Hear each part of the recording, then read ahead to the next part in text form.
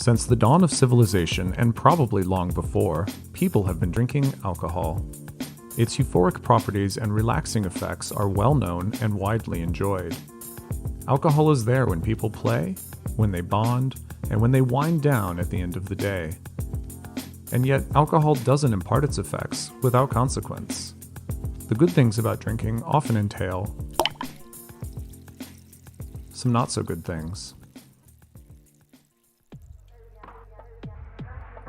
While a hangover in the morning can be dismissed as a small price to pay for the benefit, it also reflects that alcohol is a toxin and takes a toll on us each time we drink.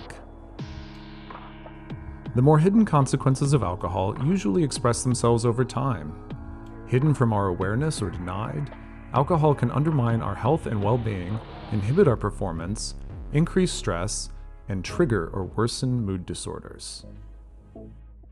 Still, most people who drink alcohol deny having any significant problems, so why should we care?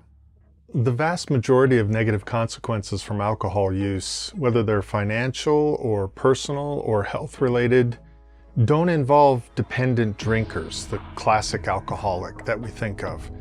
It's actually people who consider themselves normal drinkers who cause and experience most of the problems with alcohol. This is especially true among binge drinkers. Binge drinkers can have 5, 6, 8, 10 drinks on an evening and not really think they have a problem because they can go so many days between drinking occasions. And yet we know it's binge drinking that accounts for almost 3/4 of the costs associated with alcohol use in the United States. Now, people might notice a problem here and there, or they might see issues developing in the background, but they will rarely seek out a treatment or any kind of intervention until the problem is undeniable. That typically is when people finally reckon with the toll that alcohol has had on their life. And the price we pay is steep. The burden falls not just on the individuals who drink, but on their families, employers, communities, and healthcare systems. As a nation, the annual burden of hazardous alcohol consumption has been conservatively estimated at $250 billion. And that calculation doesn't account for more recent research indicating that alcohol is even more harmful to our health than previously thought. How can we know when normal drinking becomes hazardous or problem drinking? And how can we reduce the burden on the individual, family, and society? The truth is, the level of risk a person incurs when they drink really depends on several factors, and those factors vary considerably from person to person. In order to really know where they stand, people need to get a valid clinical assessment. There's so much bad information out there on one hand and so much stigma on the other. It's imperative that people use impartial, evidence-based measures of their consumption and their drinking-related problems. Also, it's important to deliver that feedback in a non-judgmental manner that really doesn't put any pressure on the person to respond a certain way. That allows people to feel less defensive and to really take the information in and think about it constructively. If you can do that, the evidence is pretty compelling. Assessment and feedback protocols actually help people make significant changes to their drinking and experience fewer alcohol-related problems. And findings indicate that people will actually maintain these changes that they made from this brief intervention permanently. This is precisely what CheckUp Choices was designed to do. Developed under the leadership of Dr. Reed Hester with funding from the NIAAA, CheckUp Choices is an integrated suite of programs that has been implemented and evaluated empirically across a range of contexts. The CheckUp helps drinkers get clinically valid, completely confidential feedback about their alcohol consumption.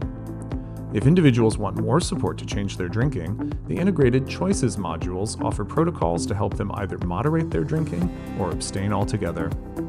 People usually enter the site through a brief screener that helps them decide if a checkup might be beneficial. They can also go directly to the abstain or moderate drinking programs if they already have decided to make a change. A checkup takes most people about 30 to 40 minutes. Validated measures tap a range of constructs and provide feedback on personal risk factors, health consequences, normative comparisons, and likelihood of success with moderation, as well as levels of anxiety and depression. The checkup concludes by helping people think through any preliminary changes they might want to make. When they finish, the program provides a personalized summary report.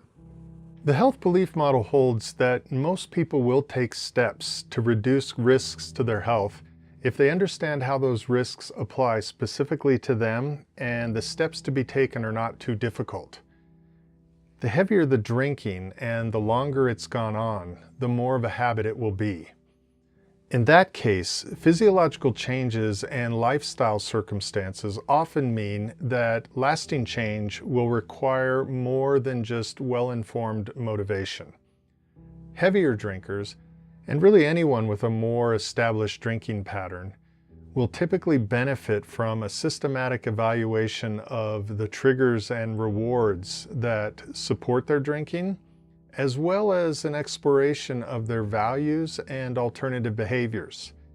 These exercises, along with other cognitive behavioral tools to help individuals manage their thoughts, feelings, and behaviors around alcohol, are essential and often all that's needed to help people, even serious drinkers, make lasting changes.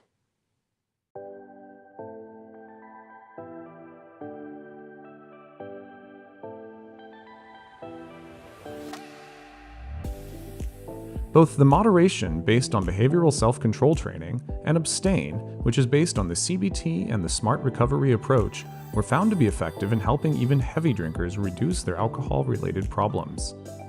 The protocols can be self-directed or used as an adjunct to in-person therapy. Because CheckUp Choices is built on advanced software, it can be configured with content for specific programs, organizations, or populations. Our clinicians work with key stakeholders to develop implementation programs that maximize uptake, engagement, and positive outcomes. Most Americans drink and never have a serious problem. However, many others drink above recommended guidelines, often for extended periods of time, and do experience significant negative consequences. As research continues to discover its harmful effects, both with regards to binge drinking as well as sustained moderate consumption, it's more important than ever that we be conscious of how we consume alcohol, both to preserve its effects that we enjoy and also to minimize the negative impact on individuals and our society. The means are available to help identify and reduce the risk and to improve the health of people who consume alcohol.